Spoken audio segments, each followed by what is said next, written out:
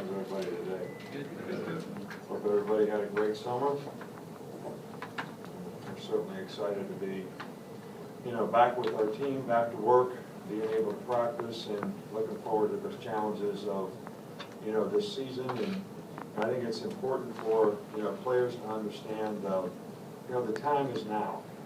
Everything you do all year long, off-season programs, spring practice, summer conditioning, running stadium steps, is in preparation of the next 4 or 5 months. And I think that for this team, the challenge is sort of to resurrect, our identity in terms of what we want Alabama football to be.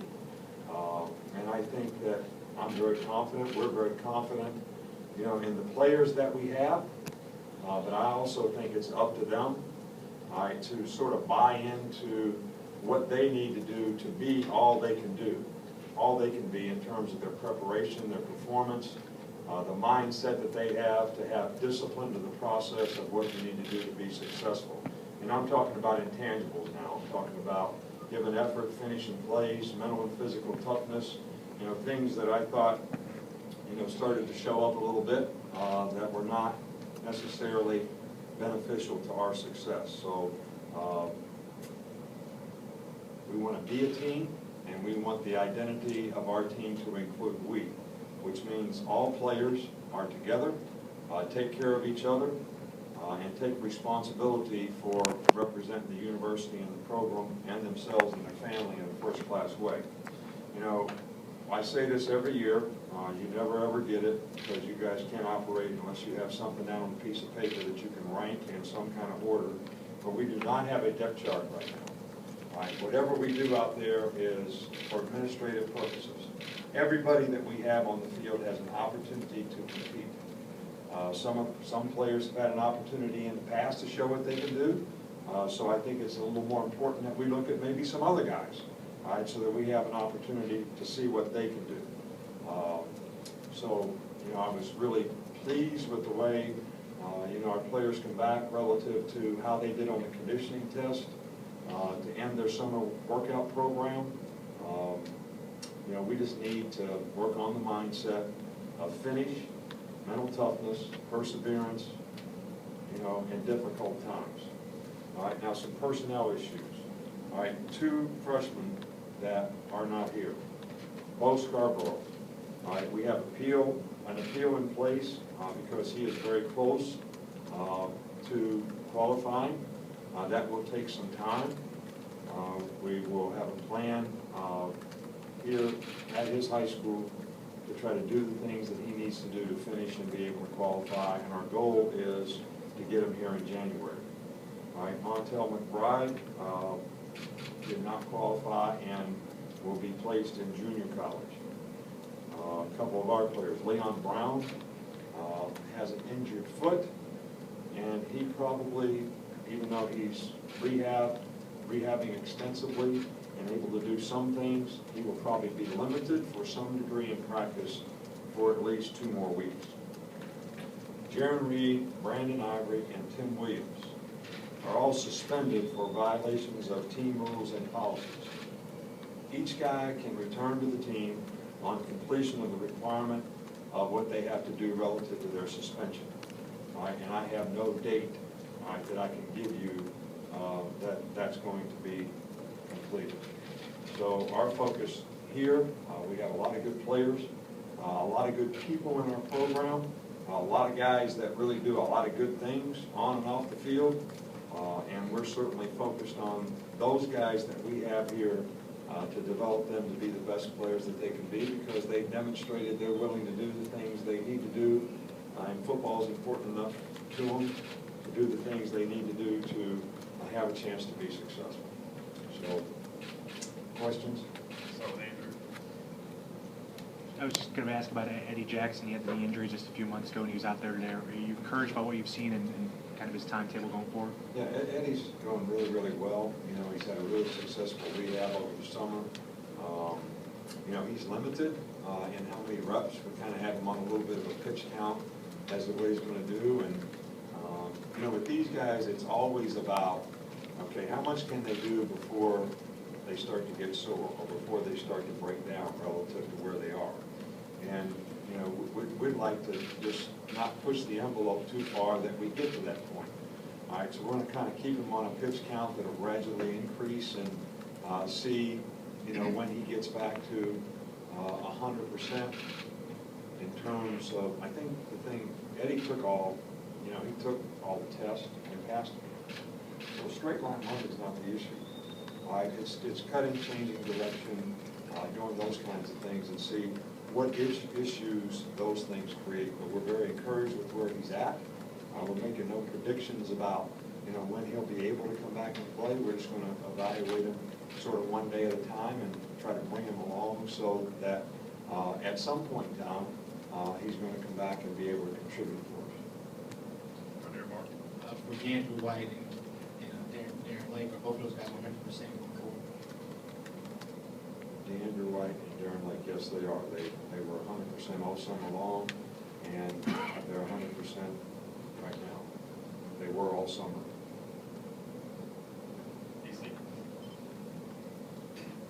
I was just curious, when you have the practices broken up like this early with the younger guys, how different is it? How much more teaching is going on in the later practices with the younger guys? Well, you know, I think, you know, we only do it one day, you know, the first day of practice. And, you know, typically, my experience through the years has been, you know, the young players have a tremendous amount of anxiety.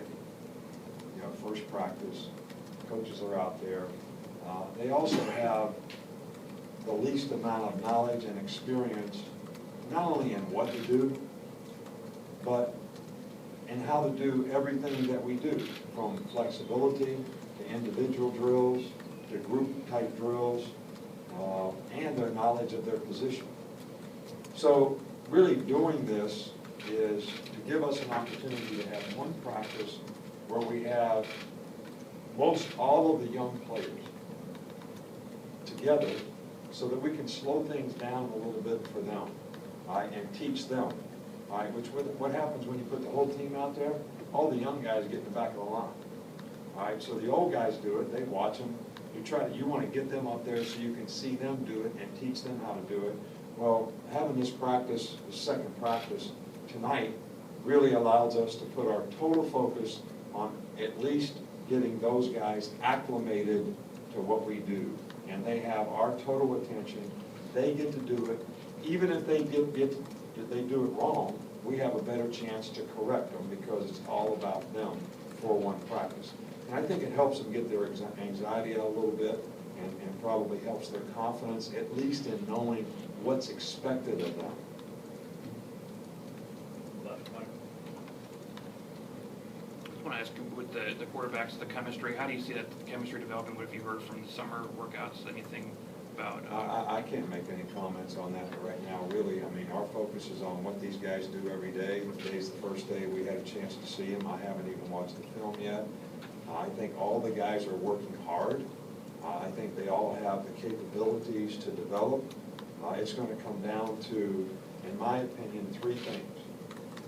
It's going to come down to the guy that can basically have the best judgment, decision-making relative to what we need for him to do.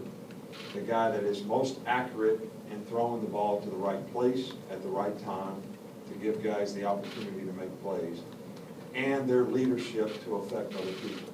So those are the three things that are the most important to me at this position right now, to see who can do that the best. Now, does that mean the biggest guy that's the fastest guy that has the strongest arm? No, it doesn't mean that. It means exactly what I said. And it's going to take some time and some repetition and giving some guys some opportunity to be able to sort that out. And we're not going to be in any hurry to try to make a prediction about what's going to happen at that position. We can't.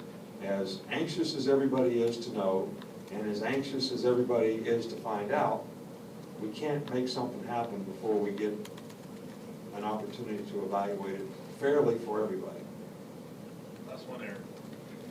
Given the inconsistencies in the secondary last year, is there any benefit of having your defensive coordinator Kirby back there this year, teaching the guys? Well, you know, Kirby's a very good coach. He coached the secondary for us at LSU and at the Dolphins, and here for a couple of years. And I don't think that the issue last year was necessarily coaching, although I do think Kirby is a very, very good coach and contributes to our entire defense in a very positive way. Being the defensive coordinator, I think he affects all the players in a positive way. I think that lack of experience last year, which is inexperience, created a lot of issues, a lot of mistakes, a lot of mental errors, and an inability to play with consistency. But actually, when you look out there this year, we seem to have, even though we lost a few players, more guys that have more experience. And I know those were some painful times that we all had to go through, but I think that those guys are more confident, and I think they can be more consistent this year. And I think we have the addition of a few young guys that are really talented, that are going to be beneficial as well. Last year, we had the most inexperienced group of people in the secondary that we have ever had in terms of playing their position. Nice, Coach. All right.